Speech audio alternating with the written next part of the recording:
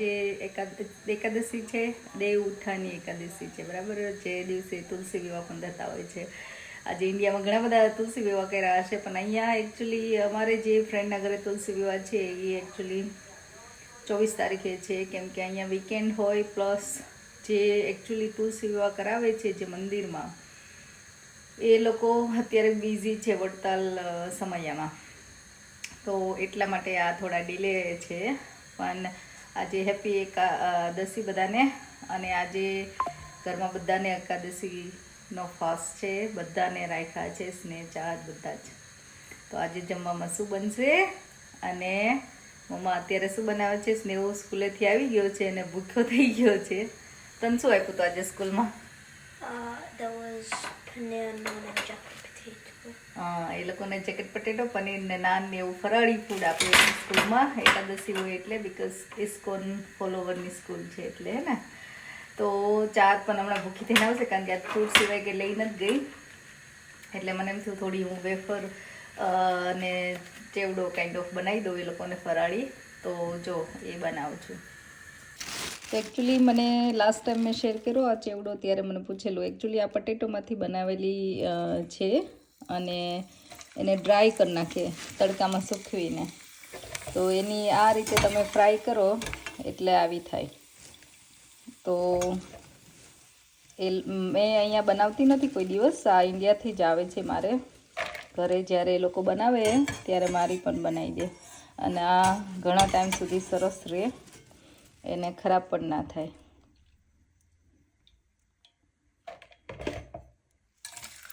ધીમે okay. Gas ધીમો કરી નાખ નીચે. Is lowest.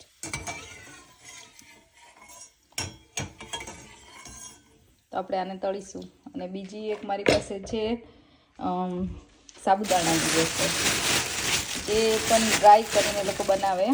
જે આ રીતે આમાં પટેટો અને સાબુદાણા બે હોય, અને આવી રીતે ડ્રાય કરેલી હોય. આ પણ એને તળો એટલે સરસ થાય. તો આ થઈ ગયો છે ફરાળી ચેવડો રેડી. એમાં મેં સિંગદાણા તળી નાખ્યા છે, અને આ જે મિક્સચર મેં બનાવ્યું હતું, લાલ મરચું, હળદર સેજ, બ્લેક પેપર પાવડર અને સંચળ, એટલું એમાં એડ કરેલું. અને આમાં મેં એડ કરી દીધું છે જાતસીત. અને આ છે સાબુદાણાની વેફર. તો આવી તળો પછી આવી થાય. તો તમે ખાતા હોય તો કમેન્ટ કરજો કે હા તમે આવી બનાવો છો ઘરે.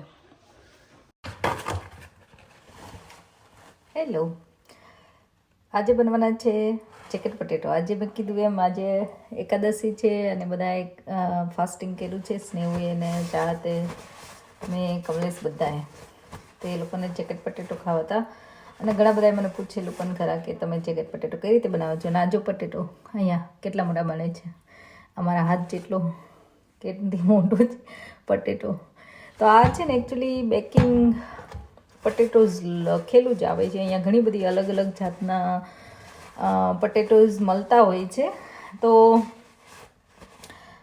આ છે બેકિંગ પટેટો, જે સ્પેશિયલી આ આવી રીતે ચેકેટ પટેટોમાં કેવી રીતે વપરાય. તમે ટેસ્કો આસદા ગમે ત્યાંથી મળે છે. તો હવે મેં વોશ કરી લીધા છે. વોશ કર્યા પછી આને તમે ઓવનમાં પણ ડાયરેક્ટ આવી રીતે મૂકી શકો છો, ઓલિવ ઓઇલમાં નાખીને, અથવા તો એર ફ્રાયરમાં પણ કરી શકો છો, અથવા તો પછી હું છે ને માઇક્રોવેવમાં થોડા પાર બોઇલ કરી દઈશ. એકવાર થોડા બોઇલ થઈ જાય પછી હું ઓવનમાં નાખીશ, કે જેથી ફટાફટ થાય, to make A process quick. બાકી તમે ઓવનમાં અને એર ફ્રાયરમાં ત્યાં એમાં છે ને એકચ્યુઅલી કલાક જેવું થાય. તો એ તમારી ઈચ્છા. તો હવે આ પટેટો ઉપર હું છે ને આ ફોકથી થોડા નાના નાના આવી રીતે કાણા કરી દઈશ. તો બધા જ પટેટોને આપણે એવી રીતે કરીને માઇક્રોવેવમાં મૂકી દેવાના છે. અને માઇક્રોવેવમાં હું પાણી એડ કરતી નથી, પાણી વગર જ બફાઈ જાય છે પટેટો, એનું પાણી છૂટે એટલે. એટલે હું આખા જ પટેટો રાખી દઈશ. અને મેં કીધું એમ પાર બોઇલ થોડાક કરીશું. તો ચલો ફટાફટ કરીને હું બતાવું કે કેવા કરવાના છે. તો માઇક્રોવેવમાં મેં 10 મિનિટ માટે મૂક્યા છે અત્યારે, અને 10 મિનિટ પછી હું જોઈશ, કારણ કે પટેટો પણ મોટા છે એટલે થોડી વાર તો લાગશે જ.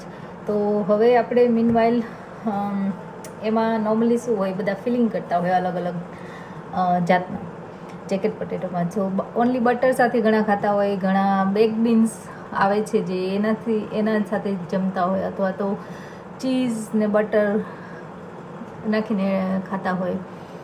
તો આજે તો 11 છે એટલે ઓફકોર્સ ચીઝ ખવાય તમારે ફાસ્ટિંગમાં, પણ હું શું કરીશ, થોડું આપણો ઇન્ડિયન ટેસ્ટ આવે, થોડો સ્પાઇસી પણ લાગે, એટલા માટે હું એક ટામેટો ચટણી અથવા તો ટામેટો સોસ કાઇન્ડ ઓફ હું ઘરે જ બનાવીશ, કેમ કે બહારના સોસ ને પાસ્તા સોસને તમે યુઝ કરી શકો, પણ એમાં ગાર્લિક ને ઓનિયન ને બધું હોય, ફાસ્ટિંગના દિવસે આપણે ખાતા ન હોય એટલે. તો હું ઘરે તમને બતાવીશ કે કઈ રીતે હું કરું છું. અને તમે વેજીટેબલ્સ પણ એડ કરી શકો તમારે કરવા હોય તો. બ્રોકલી, પેપર, જે અહીંયા ઇસ્કોન ટેમ્પલમાં તમે જાઓ તો ફાસ્ટિંગ ફૂડમાં એ બધા વેજીટેબલ્સ એ લોકો યુઝ કરે છે, એટલે તમે ફાસ્ટિંગમાં ખાઈ શકો. તો એ પણ તમે એડ કરી શકો છો, તમારી ચોઈસ. પણ આજે આપણે ટમેટો સોસ અને ચીઝ સાથે આપણે સર્વ કરીશું. તો ચલો બનાવી લઈએ ટમેટો સોસ. તો આ 2 ટમાટો મેં લીધા છે. આપણે ટમાટોને તમે કાપીને યુઝ કરી શકો છો, તમારી ચોઈસ, પણ હું એને થોડા ક્રશ કરી દઈશ એકદમ સોસ જેવું બનાવવા માટે. તો આ 2 ટમાટો હું ક્રશ કરી લઉં. 1 ચીલી હું નાખીશ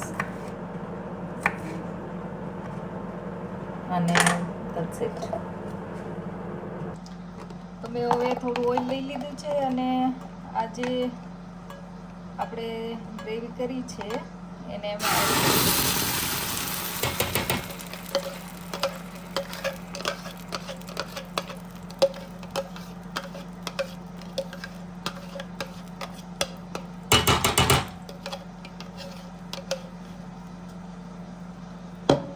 બરાબર. હવે આપણે આમાં થોડી વાર થવા દઈશું, અને પછી એમાં બધા હર્બ્સ ને એવું જ એડ કરીશું આપણે. એટલે થોડું પાણી પડી જાય ટમાટાનું, એ રીતે આપણે થોડી વાર થવા દઈએ. તો જો આ ઉકળવા માંડ્યું છે, અને આ કલર પણ ચેન્જ થવા માંડ્યો, ટમાટાનો સરસ કલર આવી ગયો છે.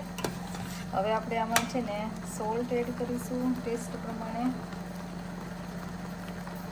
અને મિક્સ હર્બ્સ જે આપણે નોર્મલી વાપરતા હોઈએ એવા મિક્સ હર્બ્સ,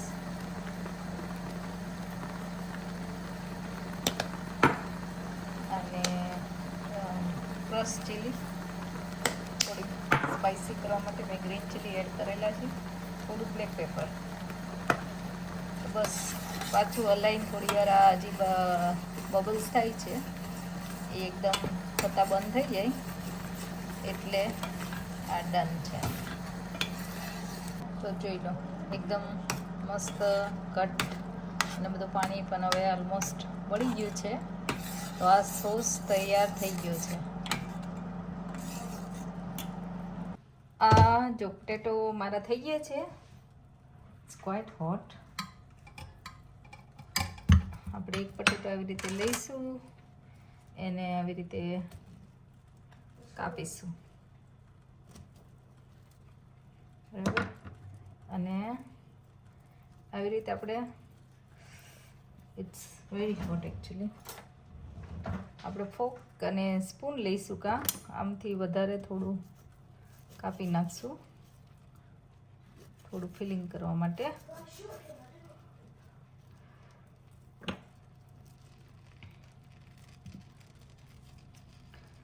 આનાથી શું કરવાનું, અંદર આપણે ફોકથી આમ બધું સરસ પોચું કરી દેવાનું. અંદરનો ભાગ તમે કાઢી શકો છો વધારે તમારે ફિલિંગ કરવું હોય તો, અને જે ફિલિંગ કરો એમાં પણ આ પટેટો ઘણા લોકો એડ કરી દેતા હોય છે વચ્ચેનો ભાગ કાઢી. તો હું આવી રીતે આખું સરસ કરી નાખીશ,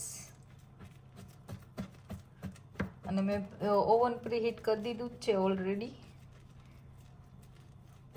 તો હવે આમાં આપણે થોડું બટર એડ કરીશું.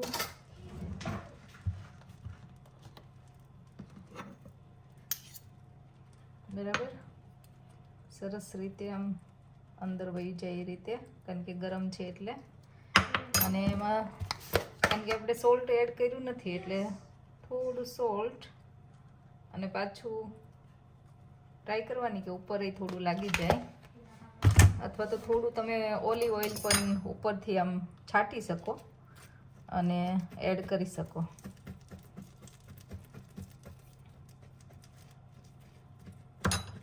બરાબર, તો આવી રીતે આપણે કરવાનું. અને તમે જોઈ શકો છો હવે આપણે આની અંદર જે આપણે સોસ બનાવ્યો હતો એ સોસ એડ કરીશું. તો એના માટે આપણે આ બેઝિકલી જગ્યા થોડી કરવાની છે અને થોડી ચીઝ આપણે એડ કરીશું. એટલે હવે જે આપણે સોસ બનાવ્યો હતો એ સોસ એડ કરીશું.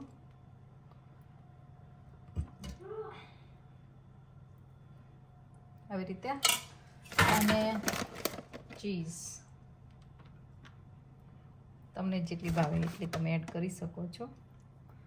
તો આ રીતે આપણે કરીશું અને હવે એને બેકિંગ ટ્રેમાં મૂકી દઈશું. તો આવી રીતે આપણે બધા જ પટેટો રેડી કરી લેવાના છે.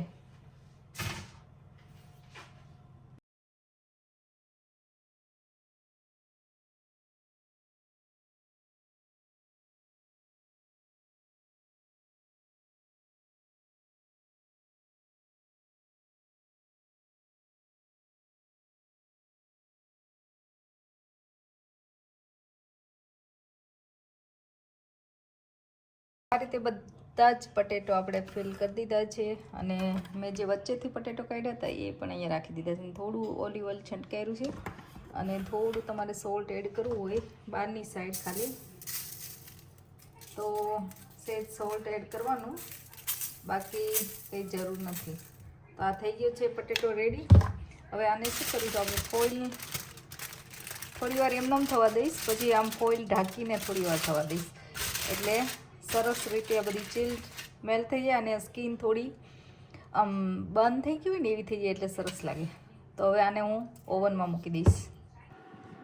આ રીતે ઓવનમાં, તમારા ઓવનના સેટિંગ કેટલા હોય મને નથી ખબર, પણ નોર્મલી હું 200 અથવા તો 180-200ની વચ્ચે થોડી વાર પછી હું ધીમું કરી દઈશ અને 10 મિનિટ રાખવાનું, પછી ચેક કરી લેવાનું.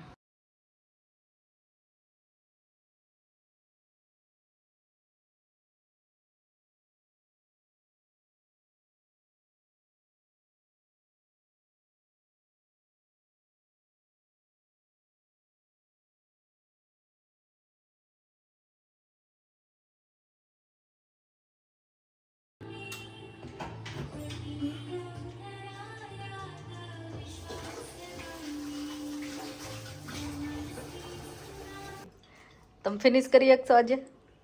શું ફિનિશ કરી શકશો ને એવું કે તમને? એ તો ને આ ફરાળ જો કેવડું મોટું ફરાળ છે. કેવડું મોટું ફરાળ છે? ચાતનું તારે કેવડું છે? એનાથી મોટું. એનાથી મોટું. ના હવે તું જો હનકર તાર કરતા મારે મોટું છે આ. ડેડીને છે એ સૌથી મોટો પટેટો હતો. જોયું ને? આજે જેકેટ પટેટાના જ પોટેટો એકચ્યુઅલી આવ્યા છે. બહાર આપણે ખાઈએ કેવડો મોટો હોય એવા જ મોટા સરસ આજે મળ્યા હતા. એટલે જો તુલસી વિવાહ એકાદશીનો આજે ફરાળ છે આ અમારો જેકેટ પટેટો. સ્નેહની ડિમાન્ડ હતી કે જેકેટ પટેટો આજે, હે ને? તો આવો જ સરસ અને ફન વિડીયો જોવા માટે please like, share and subscribe. Thank you very much.